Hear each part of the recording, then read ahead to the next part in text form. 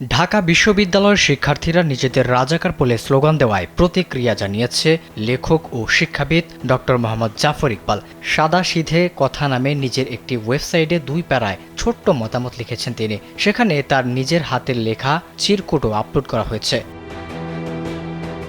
Doctor Mohammad Zafar Iqbal লিখেছেন, ঢাকা বিশ্ববিদ্যালয় আমার বিশ্ববিদ্যালয়, আমার প্রিয় বিশ্ববিদ্যালয়। তবে আমি মনে হয় আর কোনোদিন এই বিশ্ববিদ্যালয়ে যেতে চাইব না। ছাত্রছাত্রীদের দেখলেই মনে হবে এরাই হয়তো সেই রাজাকার। আর যে কয়দিন বেঁচে আছি আমি কোনো রাজাকারের মুখ দেখতে চাই না।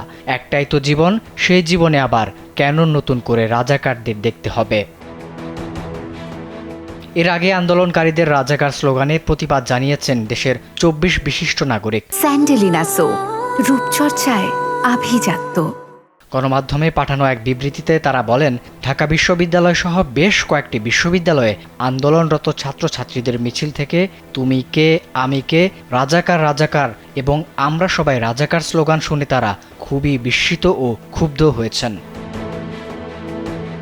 বিবৃতিতে আরও বলা হয়, বাঙালি জাতিসত্তার লালন, জ্ঞান বিজ্ঞানের প্রসার এবং উদার সংস্কৃতি চর্চার তীর্থভূমি বিশ্ববিদ্যালয়ের চত্বরে স্বাধীনতার বিরোধীকারীর এবং বুদ্ধিজীবীরা হত্যার পরিকল্পনাকারী ও হত্যাকারী রাজাকারদের প্রতিনিধিত্ব দাবি করে এমন স্লোগান উচ্চারিত হওয়ায় তারা খুবই ব্যথিত হয়েছেন।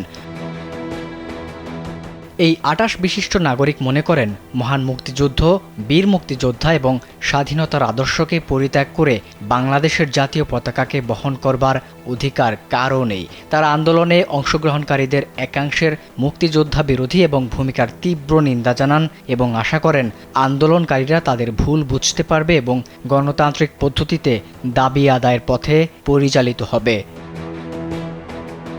এ বিষয়ে প্রতিক্রিয়া জানিয়েছে সম্মিলিত সাংস্কৃতিক জোটও। এক বিবৃতিতে তারা বলেছে, ঢাকা বিশ্ববিদ্যালয়ের শিক্ষার্থীদের একাংশের কণ্ঠে আমরা সবাই রাজাকার, তুমি কে, আমি কে রাজাকার স্লোগান অগ্রহণযোগ্য।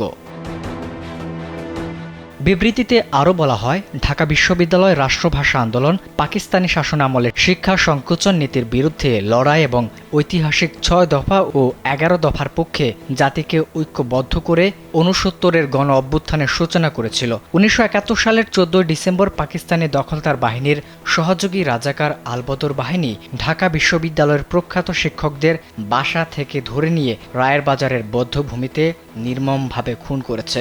সেই ঢাকা বিশ্ববিদ্যালয় চত্বরে রাজাকার স্লোগানে তারা বিস্মিত। আবিদ হাসান, কালবেলা।